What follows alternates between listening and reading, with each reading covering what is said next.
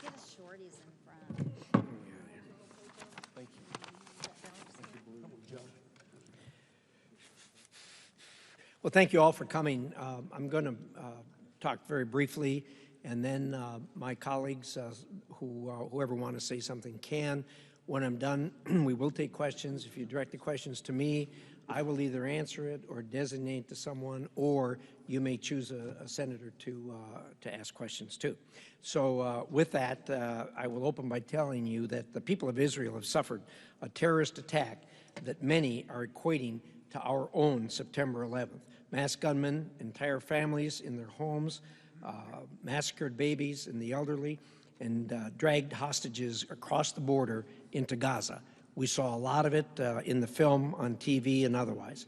These attacks are premeditated, brutal, and horrific, and will long live in the memory of those of us who support the Israeli people.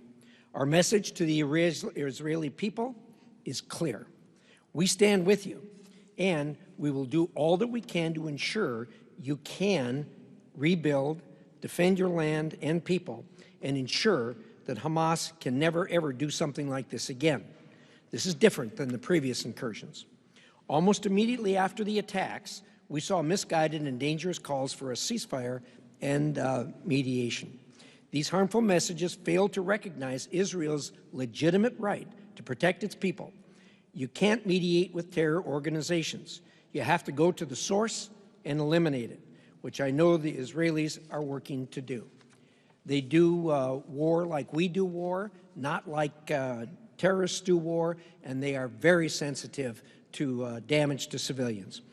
Hamas is merely an arm of the Iranian regime. Iran pulled the trigger on October 7th, and there are other Iranian proxies in the region that have long sought to pursue the type of attack and carnage that we saw that day. These people hate Israel and the Jewish people, but they also hate the United States of America and the American people. The administration can no longer wish away the Iranian threat or attempt to appease the Iranians as they have. The attacks in Israel and recurring attacks against our partners, troops, and diplomats are proof of a failed Iran policy. And we must change course quickly before more damage is done by the Iranian regime. With that, I want to recognize Senator Wicker for a few remarks. Thank you, Senator Risch, and we'll all be brief because I know you may have questions. Let's make this very clear. Hamas does not want the people of Gaza to live side by side with their Israeli fellow humans in peace. That is not the goal of Hamas. The stated written goal in black and white of the Hamas Charter is the destruction of the Jewish race and the complete removal off the face of the map of the Israeli state. That is what Hamas wants. We stand for what Israel has stood for now for 7.5 decades, a place where finally the children of Abraham, Isaac, and Jacob can live in a place where they're safe and peaceful alongside people of different ethnic origins, just as people all the way around the world are asked to do. Hamas's goal is the removal and death of every Israeli and every Jew. Let's remember that. And let's remember two things. They are the client state of the Islamic government in Iran. And until we realize that, until our federal policy is toughness, American strength, peace through strength, with regard to the people of Iran and the Islamic leaders of Iran, we will not have peace in the Middle East. So we stand with our friends. We reject the false narrative that has entered the minds of so-called educated people over the last decade, 2 decades, that somehow the Israeli people are at fault in this regard. The terrorists are Hamas. The terrorists are their brothers and sisters in arms, Hezbollah, and other Islamic terrorist groups. The terrorist attack was visited upon the innocent civilians of Israel. We stand with them, and Republicans, Democrats, and independents, House and Senate, will be standing forward today to make it clear that the United States of America stands with the nation of Israel. Thank you. Senator Barrasso. Well, you heard it. America stands with Israel. They're under attack by purely evil Hamas terrorists. Thousands are dead, including Americans. The atrocities are horrific. Israel's taking action right now to defend itself and its people. America cannot let Israel stand alone. That means getting Israel the weapons and the military assistance that they need: Iron Dome interceptors, precision-guided missiles, protective equipment, and intelligence support. We're committed to ensuring that Israel can fight against all terrorist threats and protect their people. This morning, we had the opportunity in the Foreign Relations Committee to question Jack Lew, who is President Biden's nominee to be the ambassador to Israel from the United States. Now, don't forget, Jack Lew, he negotiated Obama's terrible Iran deal. As Secretary of Treasury, he sent pallets of cash to Iran. Under the lenient Biden administration, Iran has been able to export $80 billion worth of oil. They sold much of it to China. At the same time, the administration strangles American oil and gas production. This administration's appeasement strategy towards Iran has enabled Iran to fund Hamas and Hezbollah in their attacks on Israel. And I say all of this because Jack Lew is part of the problem, and as a result, I oppose his nomination.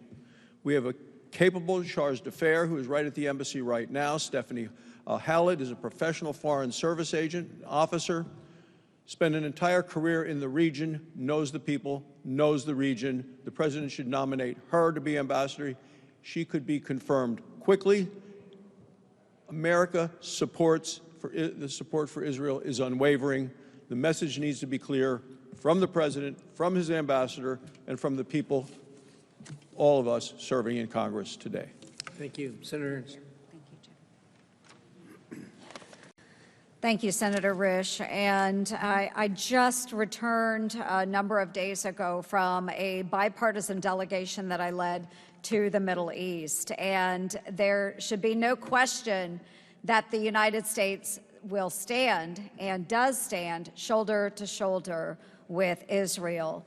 We know that Iran is behind this extreme terrorism, and it has been fueled and funded by Biden's appeasement strategy in the Middle East. Just as my colleagues have outlined, we have seen $80 billion that has gone into the pockets of Iran. And Iran continues to fund all of these terrorist proxies. 93% of the funding that goes to Hamas comes from Iran.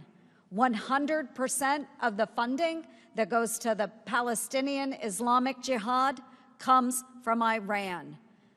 Iran also funds Hezbollah and the Houthis.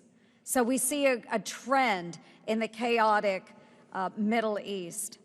I'm holding the Biden administration accountable to actually enforce the laws that are on the books. We have sanctions against Iran. They must be enforced. We need to take away the money that is going into the hands of Iran, which fuels these terrorist proxies through the region. They are savages, and we have seen what they have done to our friends in Israel.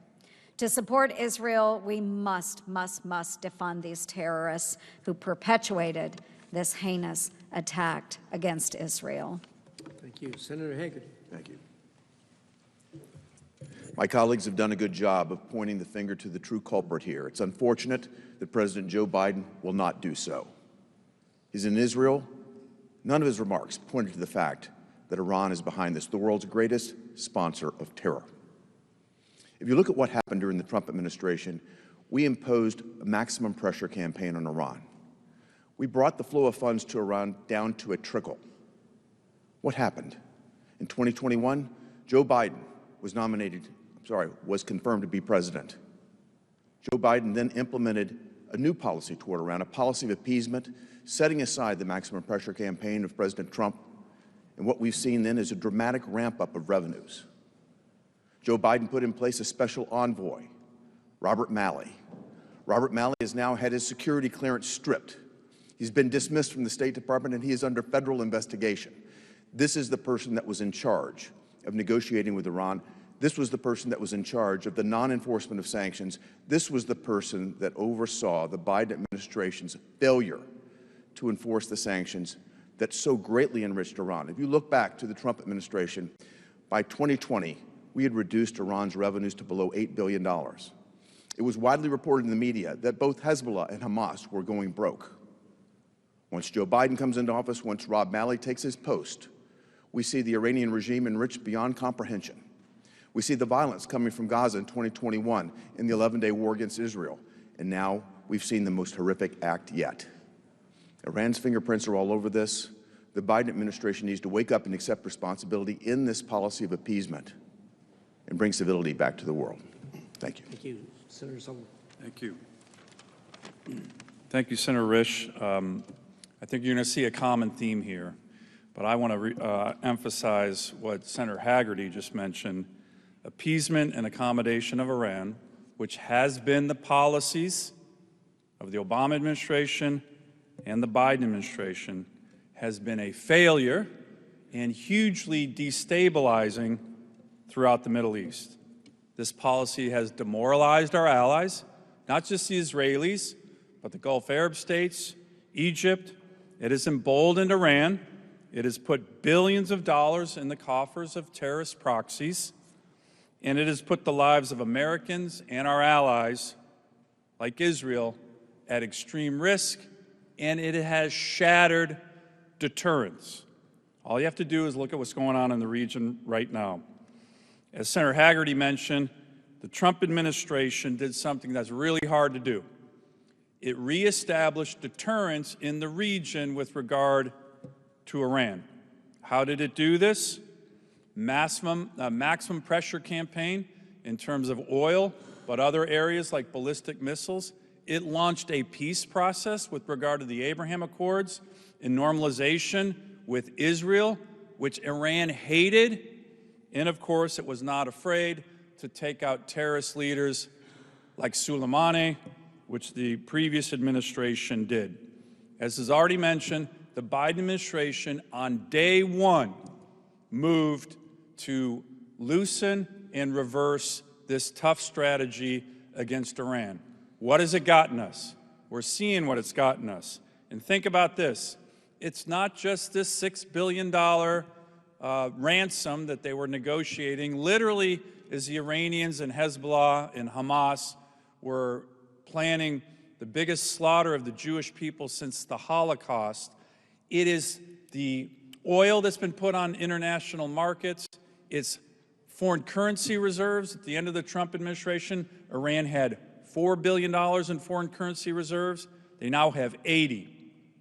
So this policy, if there's one thing that's going to come out of this, it has to happen now. The Biden administration's appeasement policy of Iran has to stop. Senator Hoeven.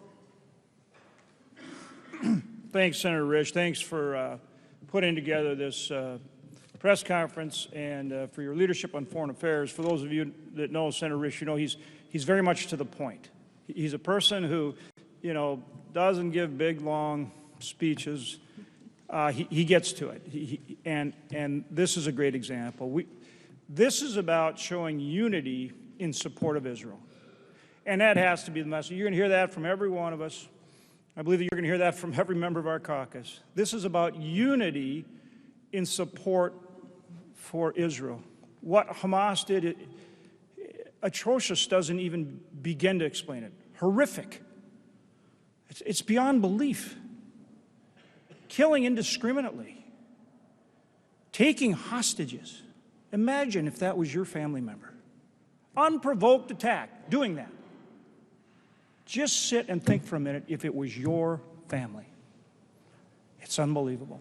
It's absolutely unbelievable. So we have to stand with Israel. We need to help Israel. And that means whatever it may take to help them, whether it's obviously weapons, the financial support, special operators as we work to bring our hostages back.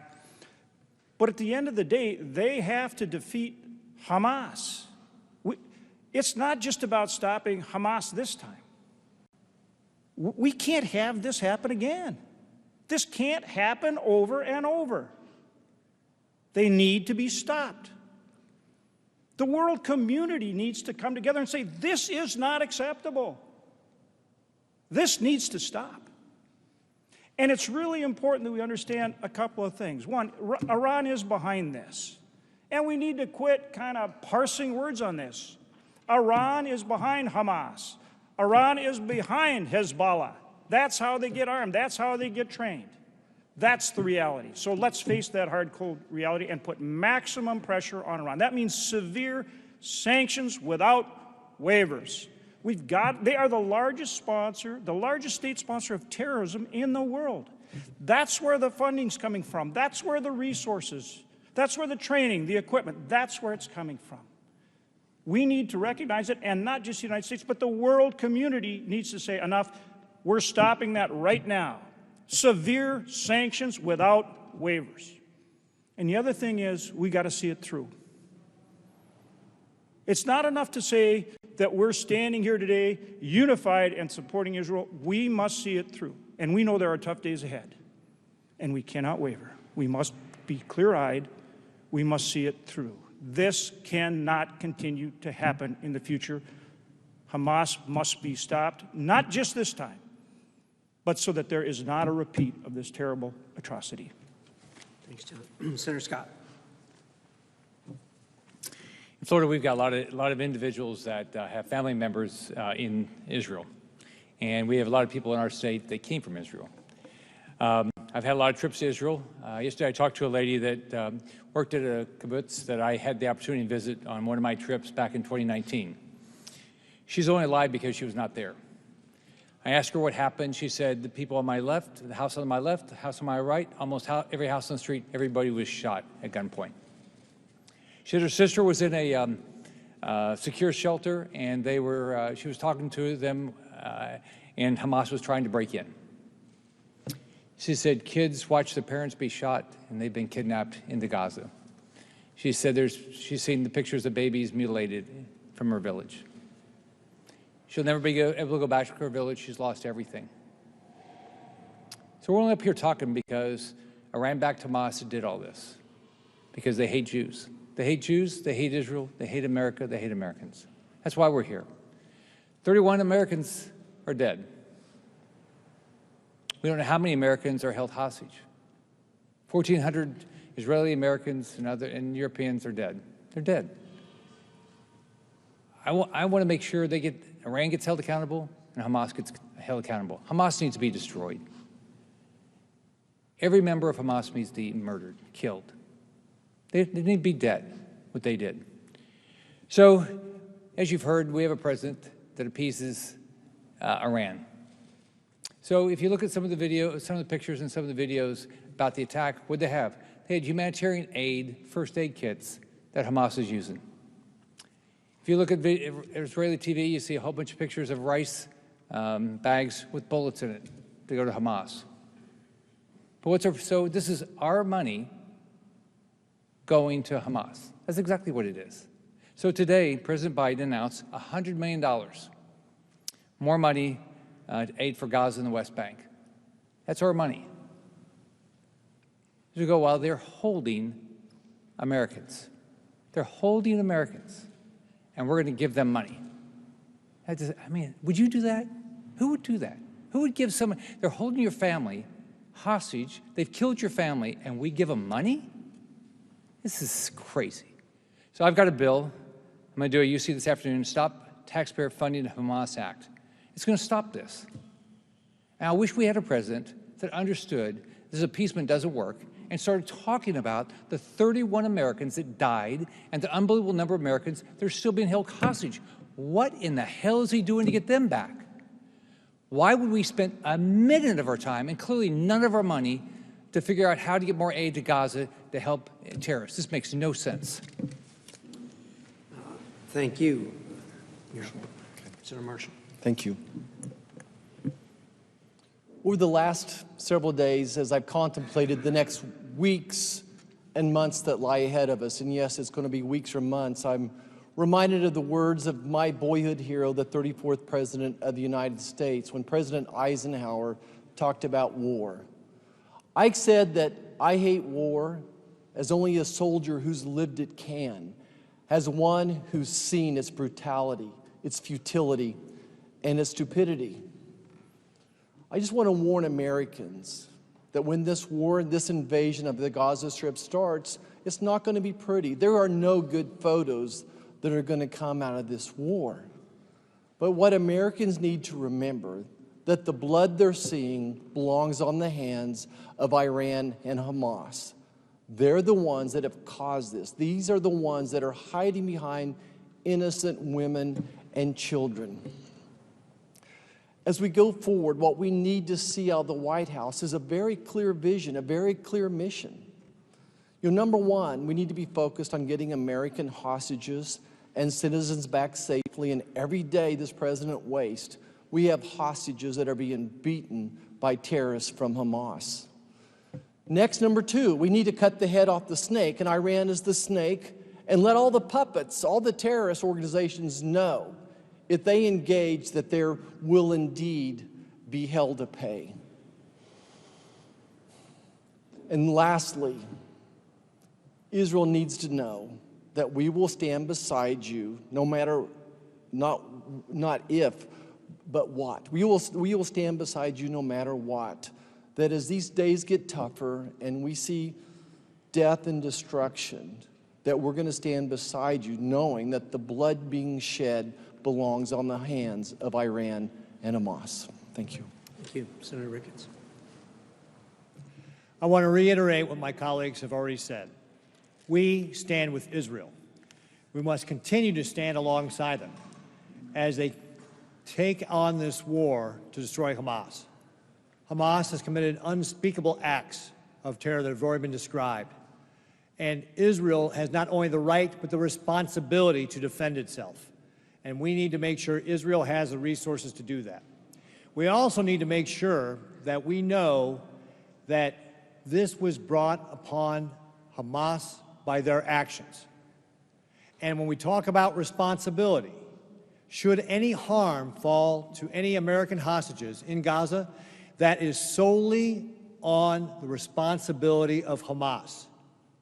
They are the ones that took the hostages. Any harm that comes to Americans that they are holding, that's on them. We need to remember that. And again, these calls to de-escalate or for a ceasefire, those are foolishness. This war has to be prosecuted till Hamas is destroyed. And we should not provide any resources to Hamas or Gaza until that is done. We didn't rebuild Europe until after Nazi Germany had been defeated.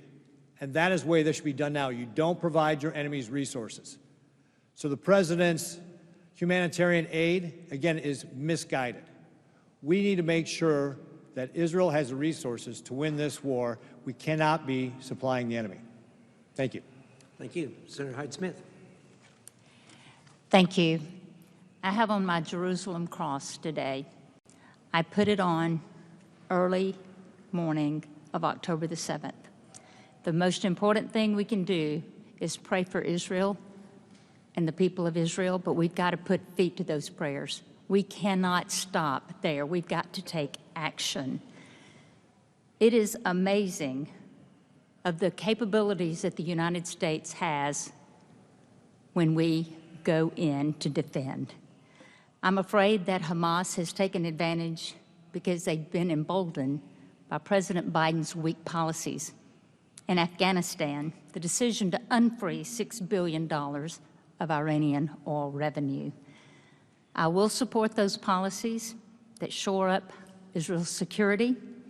And as Senator Katie Britt said yesterday, we've got to look evil in the eye and take it out. As the Jewish state works to secure its borders, we need to be securing our own borders. With the destruction that has happened in Israel, Our thoughts have to be on protecting our country, but to help Israel protect the state of Israel. Again, my prayers are with Israelis, the state of Israel, and I ask the American people to pray with us. Thank you. Thank you. Senator Langford. So 50 years after the Yom Kippur War, and right at the moment when all of the normalization conversation was happening between Saudi Arabia and Israel is at its peak, that's when Hamas decides to attack. Literally, we have the Abraham Accords moving now with Morocco, with UAE and Bahrain, continued engagement there, normalization in the region, and Hamas determines that this is against their self-interests, and they literally slaughter 1,400 individuals to try to deter all of that dialogue. We not only stand with Israel, but we stand with the civilized world that would say this kind of brutality, simply because someone is Jewish, is not only heinous and horrible, but should be deplorable to everyone in the world, regardless of your faith, background, community, or country that you're from. We're speaking out not only for Israel and its right to be able to defend themselves, but we're also speaking out for truth and for facts. 24 hours ago, a hospital was hit in Gaza.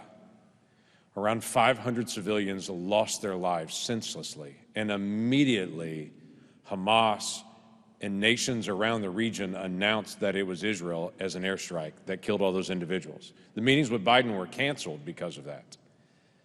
But now as the facts come out, and as we've been able to note and to be able to show authoritatively, that was actually a misguided rocket shot from inside Gaza towards civilians in Israel that actually hit civilians in Gaza. That was not an Israeli airstrike.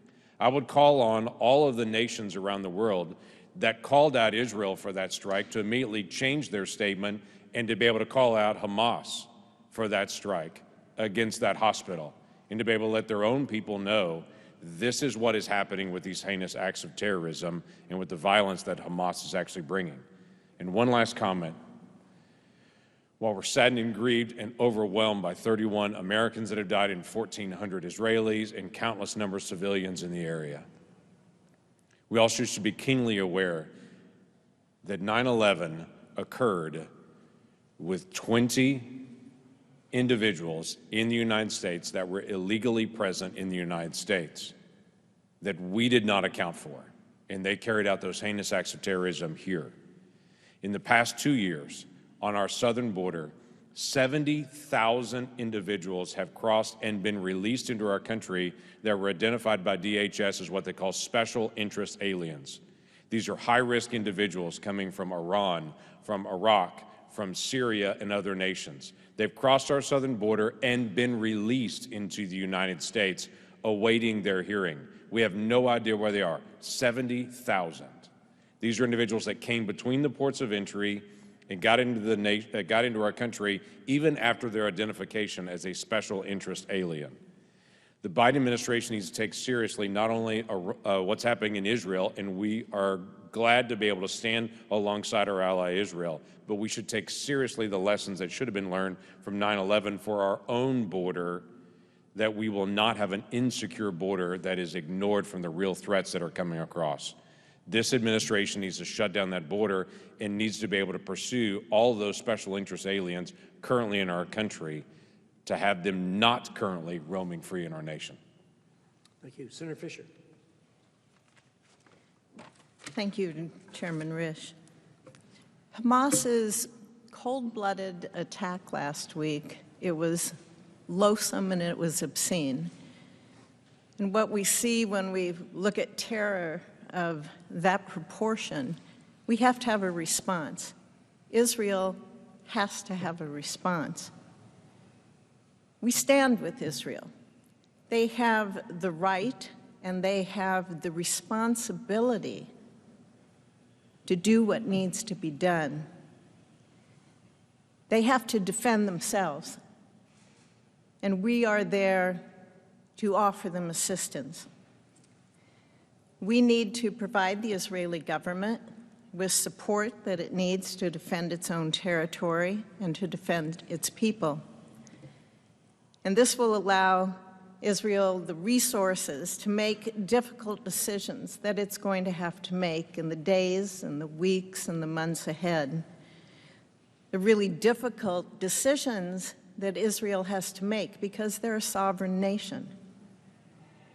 We know that Israel will need more defense capabilities. They will need interceptors for the Iron Dome.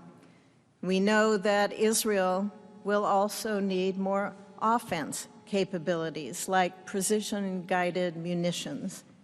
And we know that Israel is going to need medical equipment to help their troops, to help their citizens, to help them recover from these vicious attacks by Hamas, who is backed by Iran. The United States and Israel have long partnered and have a special relationship. We share intelligence with the Israelis on terrorism that happens in the Middle East, and that must continue. That must continue because it's vital to protect our country as well. This is not just an Israeli problem. This is not just an attack on Israel. This is an attack on America. This is an attack on the civilized world. We need to stand with Israel, and we need to be clear in our message that we do, and we are there to provide them with what they need so that they can fight the fight that has to happen. Thank you, Senator. Senator Cornyn.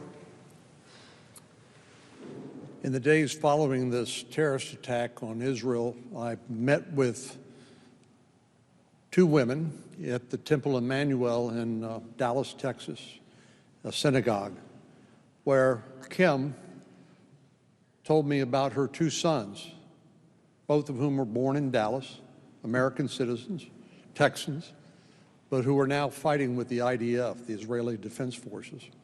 And she was terrified in her own right, wondering whether they would be safe or whether they would be killed as a result of their military service.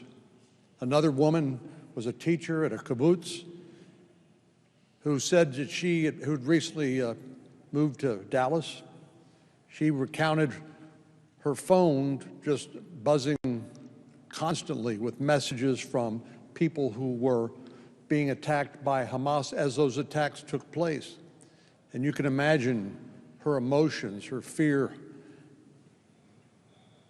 as a result of not being able to do anything about it, but knowing that her friends and loved ones were being murdered as those messages were being read. I think the administration is reaping what it sows. What I mean by that is Ronald Reagan famously said, peace is through strength.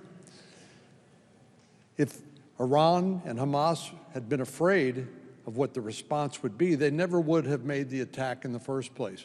But please remember, Iran has killed Americans over the last 3 decades in Iraq by providing explosively formed penetrators, by sponsoring Hamas and Hezbollah, which, as you know, are terrorist organizations designated by the United States government. Iran provides them $100 million a year. So this idea that Iran doesn't know or wasn't complicit in this attack is completely implausible, unbelievable. And here's the worst part. The Biden administration continues to appease the Iranian regime, which, as we know, has been under sanctions by the United States government as part of this maximum pressure campaign to get them, to discourage them from developing nuclear weapons. Well, the Biden administration has stood by as the regime has continued to enrich uranium, getting closer and closer to that day it will have a nuclear weapon, just as they've not enforced the sanctions which have allowed the regime to reap the economic rewards of selling its oil on the open market. So, as horrible as this is, it is horrible. It's absolutely critical that the administration change course, quit its appeasement, quit trying to play nice when it comes to people who you can't reason with. And I'm not just talking about Hamas. I'm talking about the regime in Iran that is the puppet master for what Hamas did against innocent civilians on October the 7th. Thank you, Senator. Thank you all for sticking it out as you have. To put a fine point on this, the Foreign Relations Committee put out a resolution in support of Israel, and that resolution has 99 sponsors and co-sponsors of the resolution. So in this town of polarity, if you would, we've come together as a Senate to support Israel. So with that, I will, looks like I will be taking questions. He had his hand up first. Go ahead. Thank you so much, Senator. On Iran, the Biden administration has said, obviously, Iran does back Hamas quite a bit, but the Biden administration has said there's no smoking gun, and Israeli intelligence sources, unless I'm mistaken, have said similar things, that Iran did not necessarily direct the attack. So I'm wondering if you're concerned about a broader escalation and getting the U.S. roped into another Middle East war. And I know Chairman McCall on the House side is drafting an AUMF for Iran-backed proxies. I was wondering if I could get your thoughts on that as well. First of all, as to Iran's part in this, look, I've been on the Intelligence Committee and Foreign Relations Committee for 15 years. If I heard nothing else about this other than what happened, I would say that the circumstantial evidence was overwhelming that Iran did this. Without Iran, the terrorist organizations are impotent. They can do nothing. They don't have money. They don't have the intelligence. They don't have anything to do it. So Hamas would be nothing without Iran. There was an article in the Wall Street Journal, I believe, with people of direct evidence of people who said they were at the table, heard the planning, gave the dates, the times, the places, and everything else. What the administration has said is they have no information to corroborate that. What the administration ought to be saying is we have no evidence to contradict what these people are saying. That's the way you do it in a court of law. I think the administration is tippy-toeing here to avoid a direct confrontation with Iran. We do not want a confrontation with Iran. I suspect they don't want a confrontation with us. It's important we get down the road and see that that doesn't happen, and we don't have more spread in the region.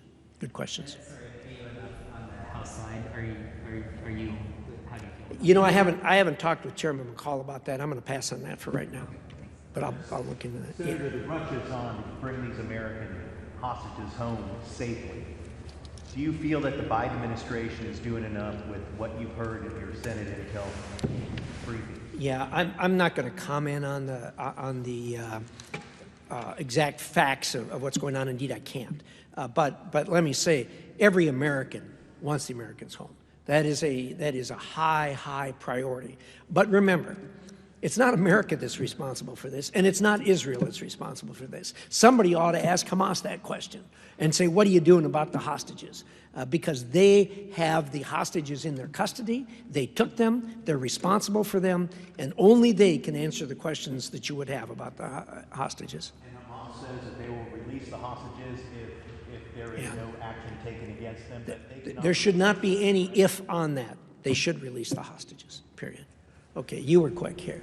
Yeah, as the Senate is considering more aid to Israel, there are talks about linking that to Ukraine, the border, Taiwan. Is that the right path to go? Are you concerned that could slow things down?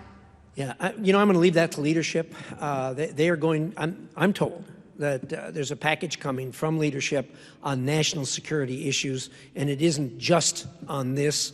We all know the world is burning right now. There's things going on in a lot of different places. There's a lot of things that need attention. A huge national security issue, and nobody ever puts it in these terms, or very few people do. That is our southern border is a national security issue. So this package is going to include a lot of national security issues. It has not been negotiated. I'm told it's coming in its raw form. As with everything around here, it's going to need some negotiation. That's where I leave it. You were next, yeah. Thank you, Senator. Senator Langford pointed out that all of the countries surrounding Israel blame them immediately for the explosion on the hospital in Gaza. Saudi Arabia came out with a statement in English blaming Israel.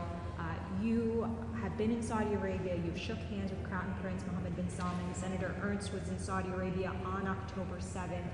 They were in the middle of negotiations with the Biden administration to open relations with Israel as part of the Abraham Accords. UAE, Morocco, all of these countries are coming out against Israel for the attack on the hospital. Are the Abraham Accords a failure? That answer to that question is no. But the overall issue that you raise is really, really important here. I believe that what struck the match on this was the fact that things have changed in the Middle East in recent years. The Abraham Accords have been a tremendous success. I think they're going to continue to be a tremendous success. Obviously, it's going to be paused now as these things are happening. You've all seen in open source, which I can't comment on the details of, that Israel and Saudi were talking with the help of the United States to reach normality. This is something Iran could not stand. If there is, and I think there will be eventually, normality between Israel and Saudi Arabia, this is going to put Iran on an island, and they can't stand that. And I really believe that's why they pulled the curtain. The Iranian Foreign Ministry today. I'm sorry? The Saudi Foreign Ministry met with the Iranian Foreign Ministry today. And look, they have said publicly. I have talked with them, with the Saudis since then. I'm going to meet some more. I really believe that they are anxious to get to that point, to where you have normalization of relations. I met with, as you pointed out, I met with the Crown Prince earlier this year. We discussed that topic at length. I come away from there with a very distinct feeling that Saudi would very much like to do this. Obviously, the Persians, the Iranians, are using Arab allies, namely Hamas and PIJ and Hezbollah, as their agents to foment this. There is no question about it. And they're going to figure this out. They already have figured this out, other countries, over the years, and that's why the Abraham Accords came to be at the outset. You recall the Palestinians were absolutely dead set against those Arab countries entering into normalization with Israel. I think this is going to continue. I think in the long game, I think this is a historical act that has occurred. It's going to flow into history. But I think as we go forward, the progress that's been made in the Middle East, particularly as I talk to other countries in the Middle East since this has started, I believe it's going to go on. In the long haul, I think that I think the Iranians are going to be put on the island that they don't want to be put on. All right, back here. You and your Republican colleagues had some strong criticism for President Biden's ambassador nomination for Israel today. Will you be able to get on board with him, or is it time for the administration to nominate somebody else? Yeah, well, if you were at that hearing this morning, you saw that we have real problems with Jack Lew. Look, the purpose right now is to support Israel. And I believe that the right vote in supporting Israel is not to have Jack Lew as going in there as the ambassador. I suspect he's going to get confirmed on a party line vote. We all want to do what's right for Israel. If that happens, of course, we'll work with Jack Lew in the position if he gets into that position. You heard the reasons we had against it. I believe that the best you can say about it is that he misled Congress badly in operation of the JCPOA, and indeed assisted Iran in accessing the U.S. financial system when he had promised us, sitting in the same chair, that he would not do that. Big problem. Big problem. So, look, there's a lot of people that can do this job.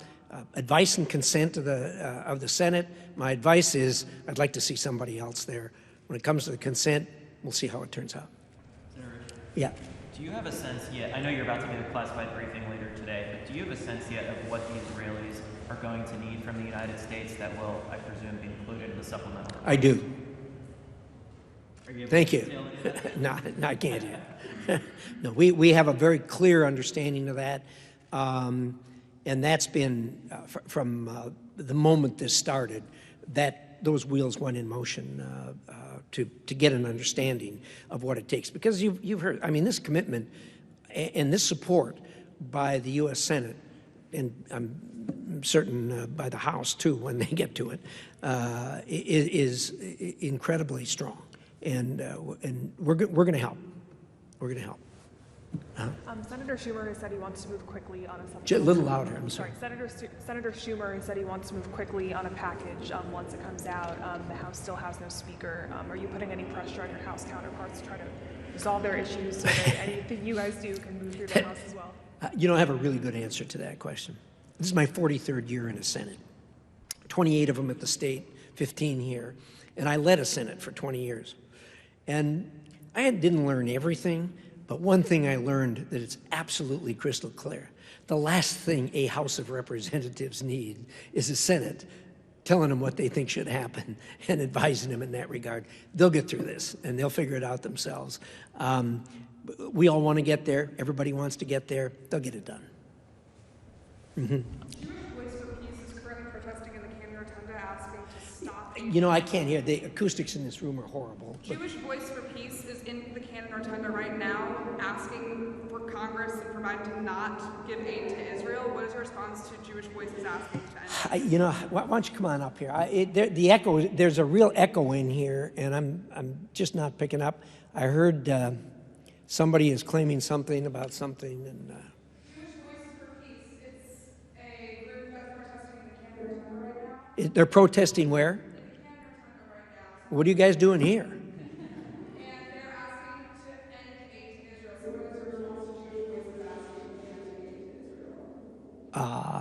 No, we're not going to do that. No, we're not going to do that. We're going to aid Israel. We are all in with Israel. Look, you heard what was said in this room about what these terrorists did to these people. They have the right to defend themselves. They're our friends. They're our allies. One of the closest allies we have in the room. We are going to stick with them. Hardcore. Period. Full stop. You and your colleagues have made clear that you're not supportive of the Jack Lew nomination, but are you expecting Republicans to sort of throw up roadblocks to moving this along in terms of, you know, holdovers at the markup next week? Yeah, we're in discussions on that. Look, it's one thing to be a no; it's another thing to block the inevitable. We'll get through this and get through it one way or another. We're going to get through this very quickly. Thank you. Good question. Are we good? Thank you all. Thanks for coming.